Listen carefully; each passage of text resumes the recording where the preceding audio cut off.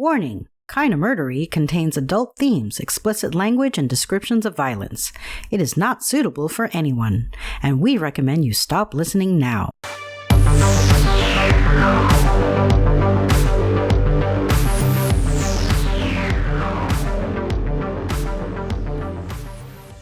I'm Zevon Odelberg, and this is Kinda Murdery. Several articles were central to putting together today's episode, in particular one entitled She Had to Die, written by Ann Jones in the October 1980 issue of American Heritage magazine. As always, all my sources are in the show notes. Today's tale is a story of adultery, a grimy little suburban love affair and murder that may have something to teach us about how society views a man and a woman convicted of the same crime. And now, please join me as we uncover what truths we can and solve what mysteries we may. Kinda Murderies.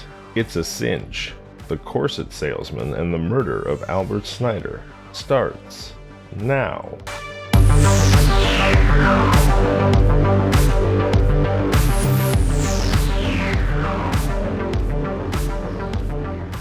Ruth Snyder was born Ruth Brown on 125th Street in Manhattan in 1895, the daughter of a working-class Scandinavian family. She left school after 8th grade and got a job with a telephone company. At night, she took business classes in shorthand and typing. She was a hard worker and determined to get ahead, but like most young women at the time, she said she thought more of marriage than of a business career. So, when at 19 she landed a secretarial job with Motorboating magazine, and the handsome 32-year-old Albert Snyder, an art editor, took an interest in her, she didn't discourage him. Albert Snyder was Ruth Brown's first real gentleman friend. The couple first lived in Brooklyn. After their daughter Lorraine was born in 1918, they moved to a larger apartment in the Bronx.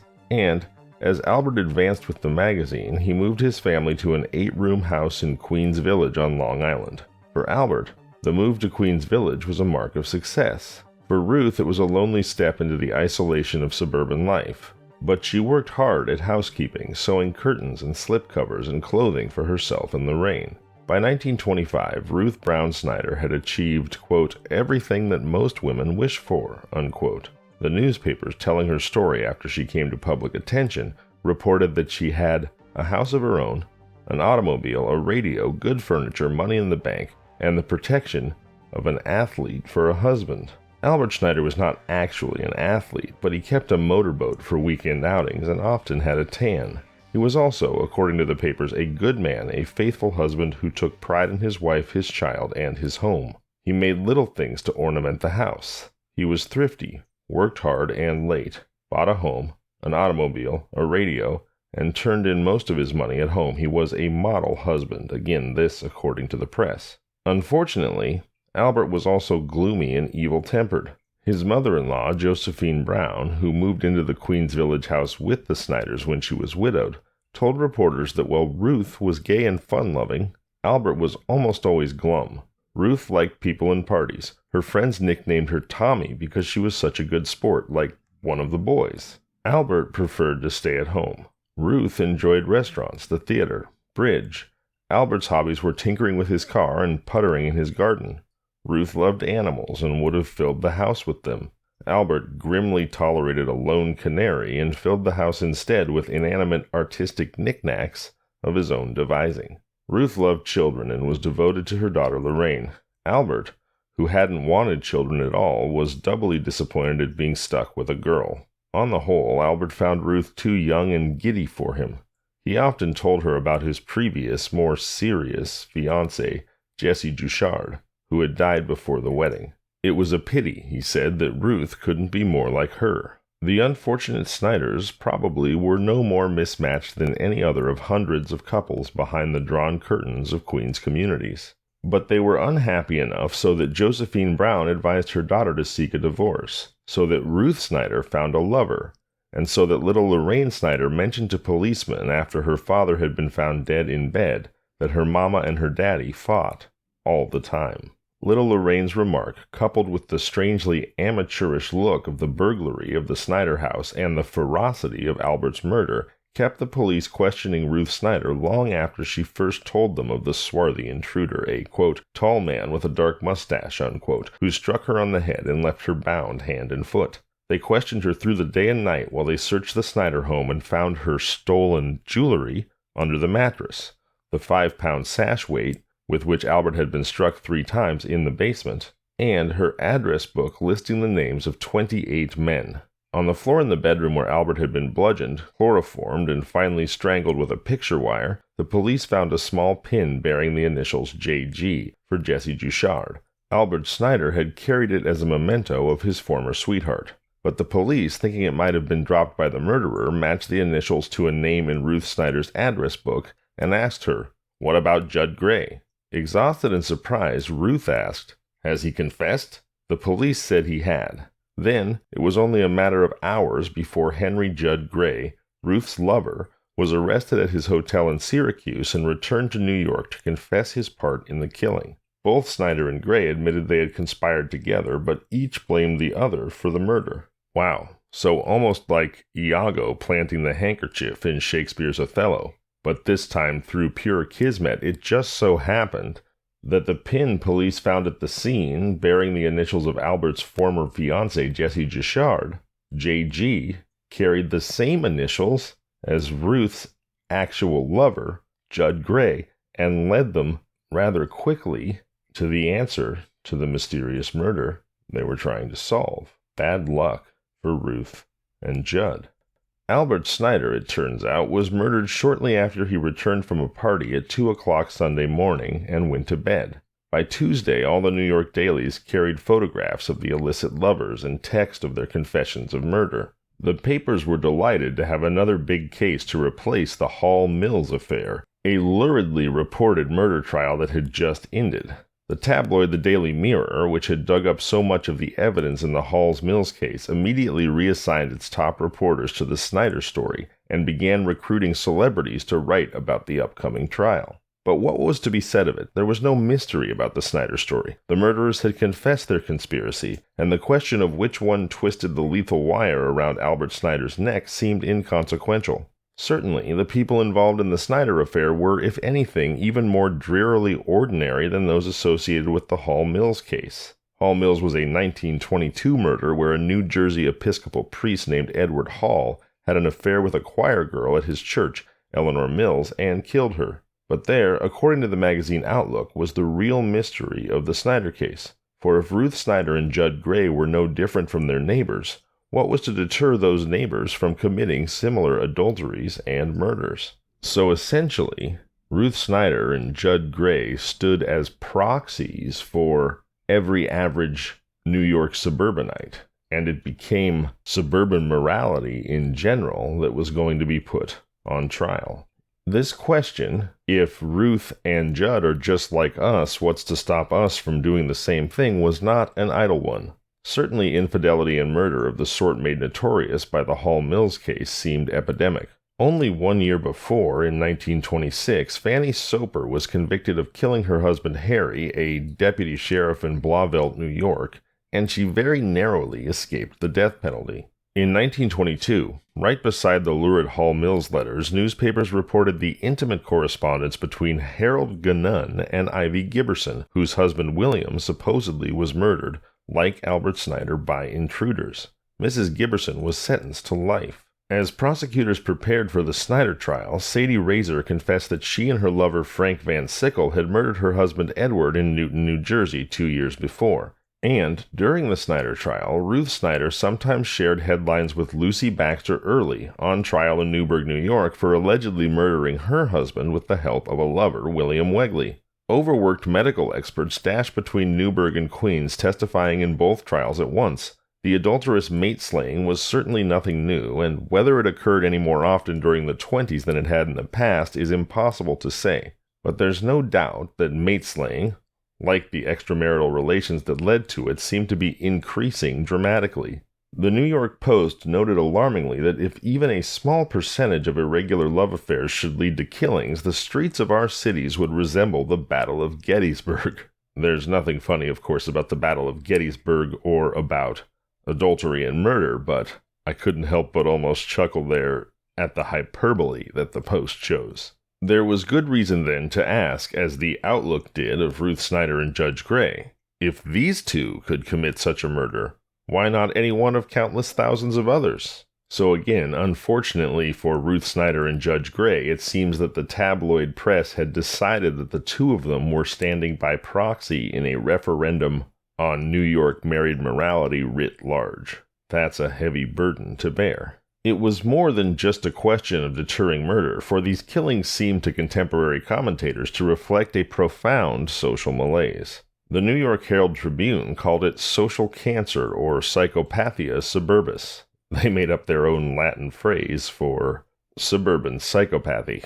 Murder, it seemed, was only the last act in a long, sordid history of family obligations betrayed and common decencies violated. In the Snyder case, the rather commonplace, shabby affair between the two lovers had been going on for a year and a half. Months of lies and coded notes and bribed postmen and clandestine afternoon sex at the Waldorf while little Lorraine entertained herself by riding the elevators. So Ruth Snyder and Judd Gray would go to have sex at the Waldorf Hotel while Ruth's 9-year-old daughter Lorraine would spend that time riding the elevators up and down.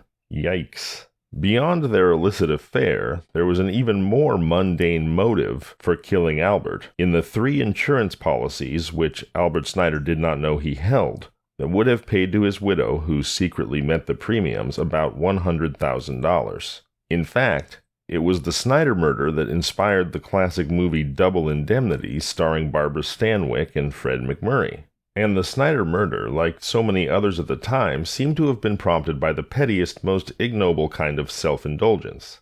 And that self-indulgence was thought to be the besetting sin of a society that had lost track altogether of the boundaries of right conduct. The newspapers then, in cooperation with the court, took up the task of excising that social cancer, of re-establishing old standards, of ensuring, as the Herald Tribune put it, that the slightly pale yellow dawn of a new decadence, which rose after the lurid sunsets of war, would deepen into the clear blue of another, an almost Victorian earnestness. Yes, let's long for the morality of the Victorian age. That seems wise. The more respectable daily newspapers tended to serious reflections upon the case, while the tabloids went in for sensational and awfully wholly fictitious sidelights. Among them all, they turned the Snyder case into one of the top media events of the decade, and painted it as a morality play, a medieval moral drama to point the way to heaven, or to hell. The thousands of words written about the case repeatedly sounded 2 refrains. In the first place, as one reporter coolly noted, everyone is interested in things that are sexy and vile. The tabloids increased their circulation by reporting every little kink in the Snyder-Gray love affair, so that every reader could indulge vicariously in the forbidden. It was a heyday for voyeurs, at least until Gray was called upon to enumerate from the stand every drink he had ever drunk at every lunch he had ever eaten with Ruth Snyder, and the thrilling affair became so tedious that bored spectators left the courtroom. But this exposure of every detail of the adulterer's conduct appealed to the readers, and also served to define precisely what conduct was bad and what was permissible. Before it was all over, avid readers had learned that respectable women did not smoke, drink, dye their hair, cross their legs, lunch out with strange men, or feel ingratitude toward their husbands. Still, despite the obvious lessons of the Snyder case, the notion of slipping off to the Waldorf for an afternoon of clandestine sex did have a certain sinister appeal to bored wives and husbands. So the newspapers carefully stressed that Snyder and Gray were not ordinary folks. They might appear ordinary to reflective publications like The Outlook, given to raising ponderous questions better left alone, but at heart they were very different. Gray was not truly a man, and Snyder was certainly no woman.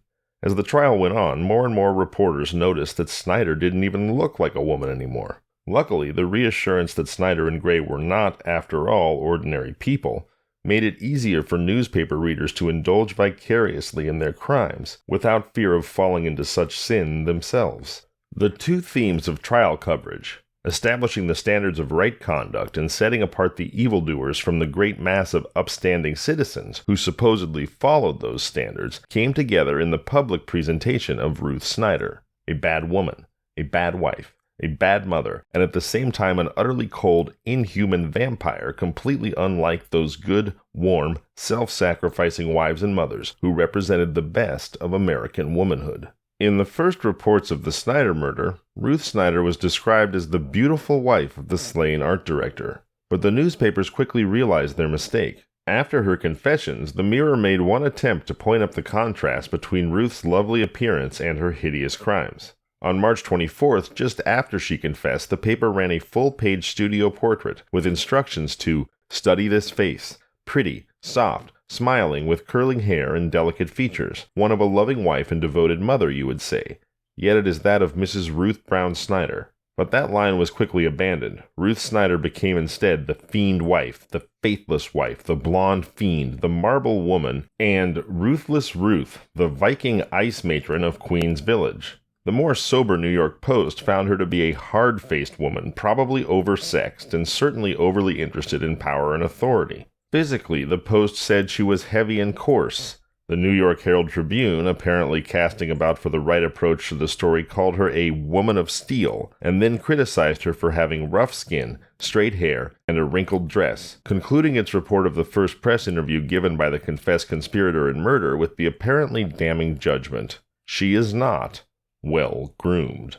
So essentially, the press saw Ruth's general banality as utterly threatening to every other woman and housewife who might be reading the coverage, and so went to great pains to show, don't worry, this monster woman is not like you. But despite the best efforts of all the other papers, it was to the tabloid Mirror that readers turned for murder news. And in the Mirror's pages, Ruth Snyder was compared to Lucretia Borgia, Messalina, and Lady Macbeth. The paper hired Dr. Edgar C. Beale, a well-known phrenologist, to study 3 photographs of Snyder and prepare an analysis that guided the subsequent observations of many celebrity reporters. Dr. Beale noted that Snyder had flattened eyelids, especially on the left side, a configuration, he claimed, which was very pronounced in Brigham Young and clearly indicated a polygamous disposition. Her other distinctive feature, which everyone was to notice, was her mouth, as cold, hard, and unsympathetic as a crack in a dried lemon, said Beale.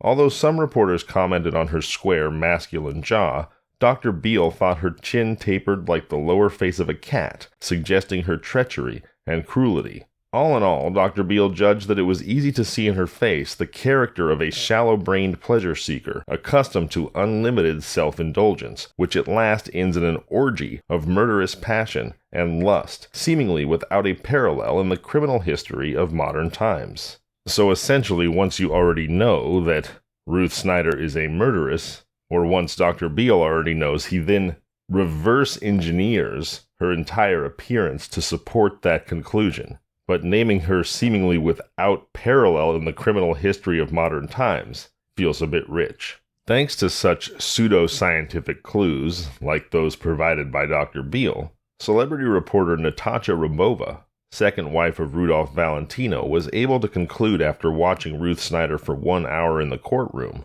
that, quote, there is lacking in her character that real thing, selflessness.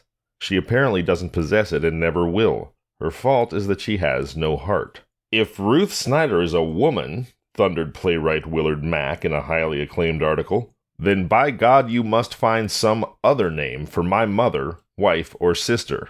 By contrast, Henry Judd Gray, Snyder's lover and co-defendant, was thought to be an awfully nice fellow. Even the detective who arrested him commented that he's as nice-appearing a gentleman as you'd ever want to meet. Married for 11 years to his childhood sweetheart, and, like Snyder, the parent of a 9-year-old daughter, he was regarded in the community, East Orange, New Jersey, as a model citizen. As the Herald Tribune reported, he was a Red Cross worker in the World War, was an assiduous worker for the Sunday School of the First Methodist Church, was quiet-mannered in the home, and a local country club man. He golfed and bridged and motored. He was a member of the Orange Lodge of Elks, in short, a regular fellow. But he also seemed to be a murderer, so how could that be explained? His defense team first followed up on the suggestion of Gray's shocked wife. Well, he must be insane.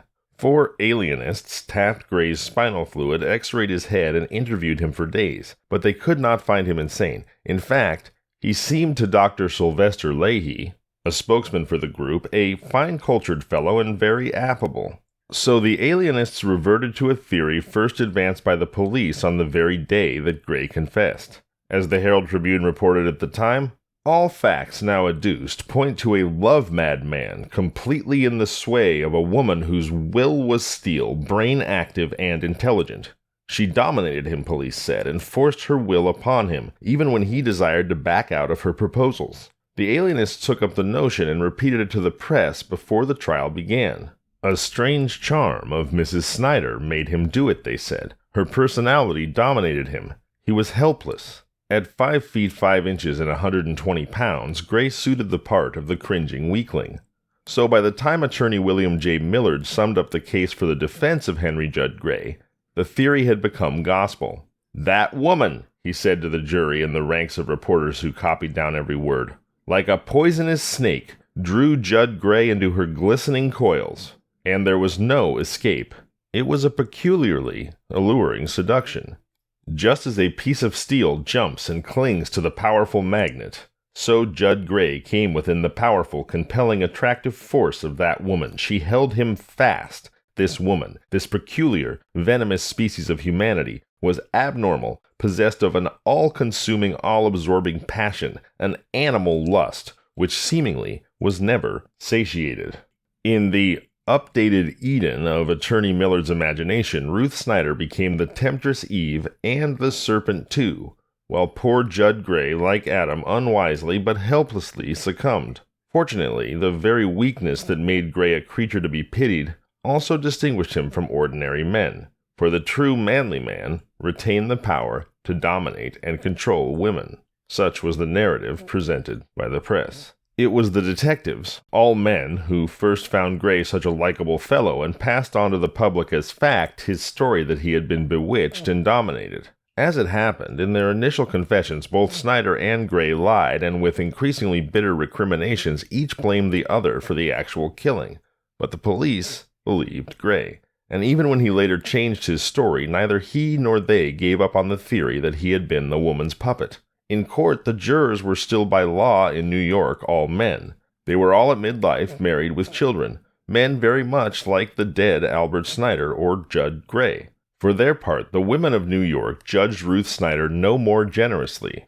She repeatedly appealed for the sympathy of wives and mothers, and apparently she received none. Women journalists found her unfeminine and unsympathetic, and the wife of one of the jurors publicly expressed her hope that her husband could not be swayed by such a brazen woman.